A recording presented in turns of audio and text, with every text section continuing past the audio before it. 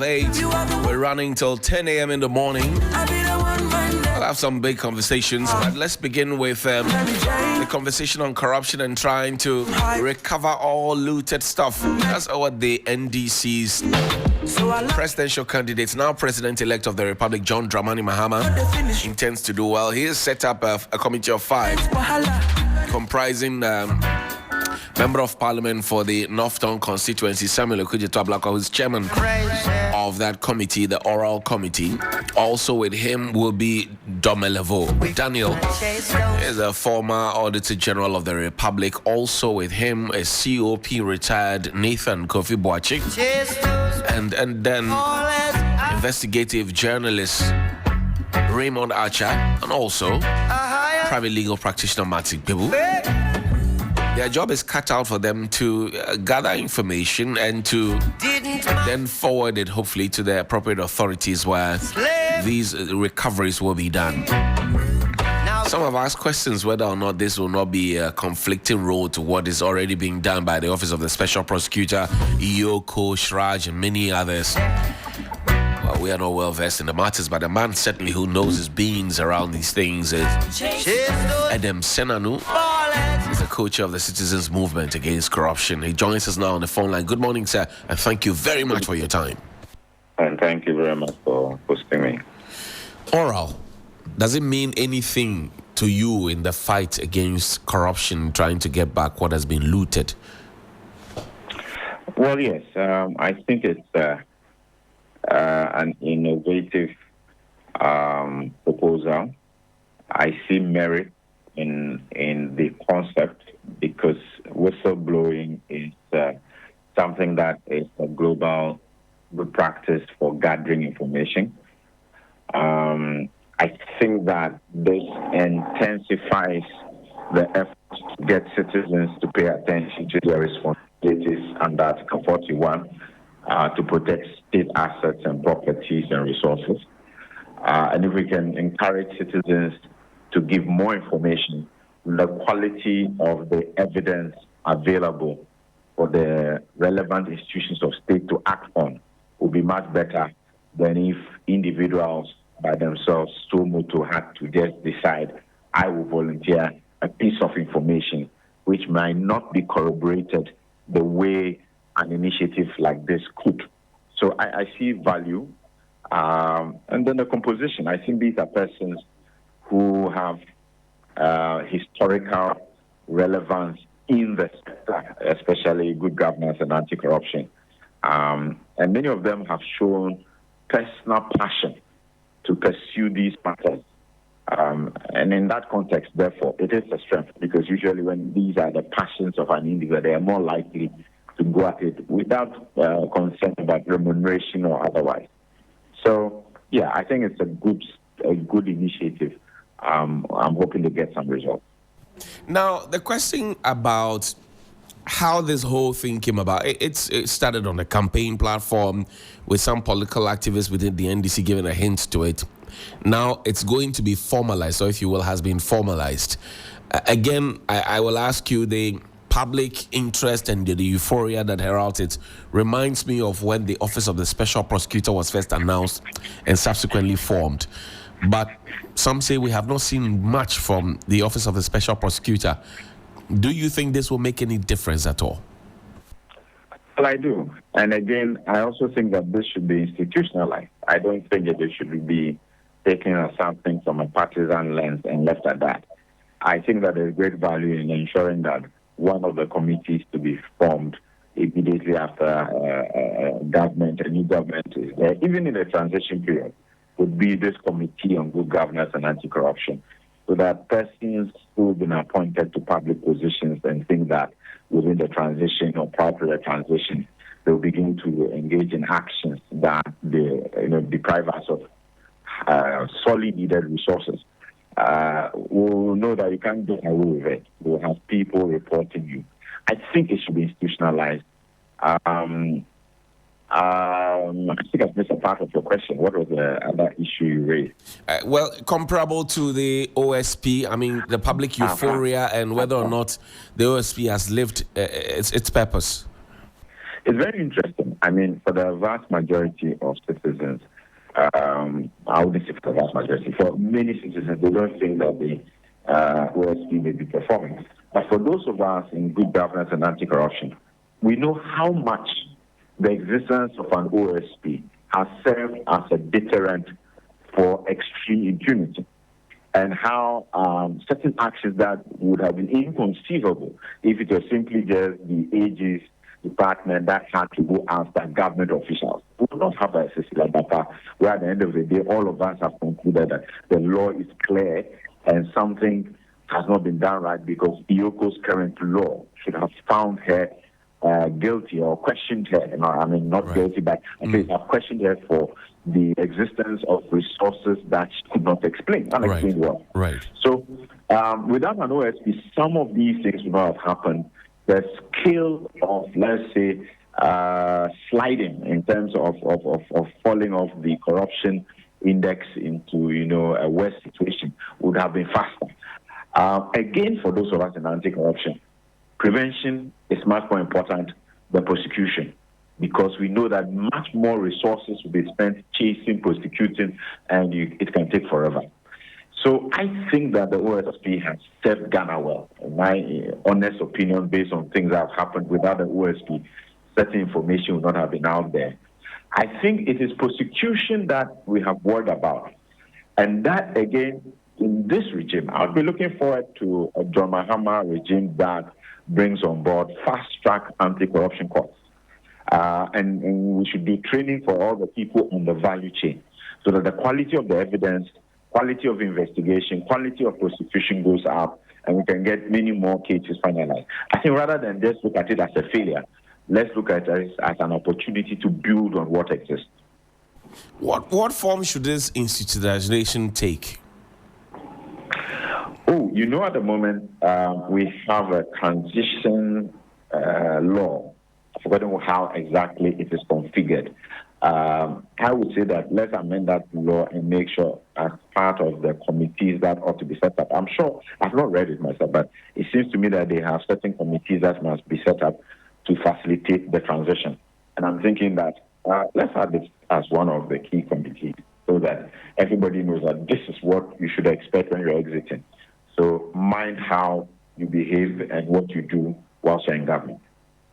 Now, should there be a specialized court for this oral agenda so that when they are done with their investigations and they give whatever information they have either to the AG or to the OSP, whose job it is to investigate corruption and corruption-related activities, there will be a sort of a fast-track, move to get either the loot recovered or the consequences slapped on the people who may have offended all of us Ghanaians? I definitely would align to that, but that is what I was trying to intimate when I said, look, one of the things I'll be looking forward to would be a fast-track anti-corruption system in place, court system in place. Yes, because you see, if you're going to get good results and outcomes, the committee by itself is not a panacea. It is by no means the way by which we will get the sustainable results in terms of reducing and minimizing corruption in the country. You need to have other supporting, complementing actions or strategies being deployed in order to get that result. And so, yes, I think that how can we speed up these processes? How can we make sure we have a place where the judges, the prosecutors, everybody understands the nature of the challenge and the fact that as a country, we want to see rapid results in that space and are determined to get that result. That way, we are more likely to show that this committee produced results. By itself, just fact gathering and handing it over may not get us the intended impact that we are looking for. Now, we have seen a similar thing. I mean, I'll go back to the OSP conversation, Martin Amidu's appointment, how the public were excited about it. But he left saying that, well, the system around him was more corrupt than what he had envisaged and what he had seen from afar, literally. And he doesn't believe that the president is able to fight corruption today, yesterday, and even tomorrow. You look at these set of individuals who are all coming to the table individually with their skill set, but then also you find some of them having been offended by the system. At the risk of sounding like a broken record, do you get a sense also, like people have expressed, that they might want to visit vengeance on the people who offended them? No, I actually don't. And there are two reasons I can give, but also one caution. Right. First, these are professionals. If they had a vindictive posture over the years, I am sure there will be evidence to show that kind of vindictiveness in the historical trail. And I don't know that Daniel Domlevo or Honorable Samuel Blackwa, I don't know that these persons selected have a history or a track record of being vindictive or taking actions that we think are really arbitrary and really targeted at, destroying other individuals. So that's the first thing, and perhaps you can do some more research there. The second thing, and probably the more important reason why I think this suggestion may be a mute one, is because, you see, they're only fact gathering. The facts so collected would need to move out of their custody and go to the relevant organization, let's say the OSP, who is more likely to start to cross-check. And as an independent, objective organization, their staff will then arrive as a conclusion whether these are material facts, the quality of the evidence is sufficient and adequate, and this is an issue to pursue and then go to court and get a ruling on. And so to the extent that they are only in a value chain where they will transfer the facts and information gathered to a second party who is now going to, as it were, review, screen it, redo some of these investigations and cross-check them before taking that decision. I think that they are insulated from being persons who are going to target the persons or the individuals who will be investigated.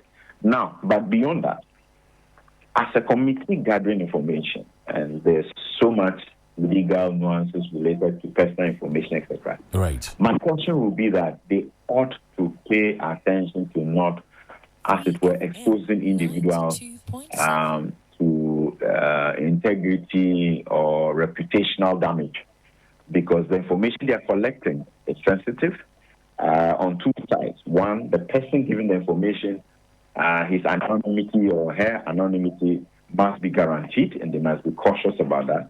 And then we must be careful not to put information out before we have gotten to a point where it is very relevant, so that people don't lose their reputation just simply because we have put this committee in place. But they are allowed to have a fair, objective process before a conclusion is drawn. And in wrapping up this conversation, sir, I'd like to ask you, they have said that they won't take any salaries. We've heard that before, where people have told us that they won't take salaries, but in the end, we saw that perhaps they were getting more than what they perhaps could have taken for doing work for the state. How does that sound to you, that they won't take salaries? Actually, that's what I expected. Except that I think that you may want to ask them to qualify this. 92.7. Between now and January, when the president-elect is inaugurated, they will not take any salaries. From that point, they probably will have some sitting allowances. And they just need to make sure that those are not so horrendously high that persons begin to say that, look, this was all about the money. I don't find it surprising. I anticipated this. I have won the heart of the co-chair of Citizens Movement Against Corruption since 2014, 10 years. I have not been paid for that. It's a movement. We don't pay anybody. Many people actually associate me more with my anti-corruption work than my management and development consulting. They don't know that I have a professional life where I earn money to take care of myself and my family. That's right. They think we just do this. But no, every time on air, like right now, I'm doing it as a public, conscious, spirited person who believes Ghana deserves better. So I don't think it should be impossible that others will volunteer their services and their time just to make sure we are contributing to the welfare and development of our nation. Mr. Senano, I want to thank you very much indeed for your time, and I wish you all the best. And I wish you same too. Thank you very much, Johnny. Thank you very much. That's Mr. Adam Senano. He is the co-chair for the Citizens Movement Against Corruption. He joined us here on Sunrise on 3FM 92.7. It's 25 minutes after 8 on Sunrise. Get ready for the 28th of December. It's the 3FM All White Party. We'll be sipping. You know that kind of sipping that you do, Helen, where you put the straw at the base of the cup and like it slurps, you know, that kind of sipping. Yeah. Hey. When the drink is chilled, you sip it. You know me, me. You know that kind of me. Your train is saying Me. Deep. Okay. When it's chilled. Yeah. Yeah. Sometimes it freeze the brain a You bit. freeze the brain and you cool it down with the sea breeze, the La Palm Royal Beach. You know, I'm looking forward to what you wear that day. Oh, I have it already picked out. It's all figured out for you. All figured out. Had it specially made. No. You're not ready. You're simply not Well, ready. if you have not made that call yet, you need to make that call right now. 053-1100-927, 053-1100-927, and 053-2200-927. Come and party with Kiddy, with Samini, also with Stoneboy and Ketche. I mean, this is 4-in-1. It's a full rave, and you have the guys ready to entertain you, to party with you, to shut down the year. It's going to be... are there going to be mimosas and samosas and Every sauce that you are spring looking rolls? for. Yes. Yeah. Every sauce. Kebab? What do you, Kebab do you like to sauce. call it kebab or chinchinga? How do you like to call it? Kebab. You are not sure of chinchinga. Chichinga isn't it? That's so it's in the 90s. Okay? It's what? It's from the 90s. Kebab has always been kebab, and chichinga has always been chichinga. But what's the difference? Chichinga is a small one. No, it's the chichinga. What's the or is the pepper? You know how you hold the stick and then you actually, pull it. Cha. The meat knows that you're chichinga the chow. But you know what? They don't give the onions enough credit. The onions there. Yeah, the way they soak up the flavor, they add These to days, it. they are very stingy with the onions. Yeah, But I mean, our party will not be stingy with the onions. So onions, green pepper, and then if you make us angry, I will add carrot. We'll have carrots to it. So it's going to be exciting, yeah? Absolutely. Absolutely. And in a bit, we'll be engaging the leader of the house, the majority leader that is.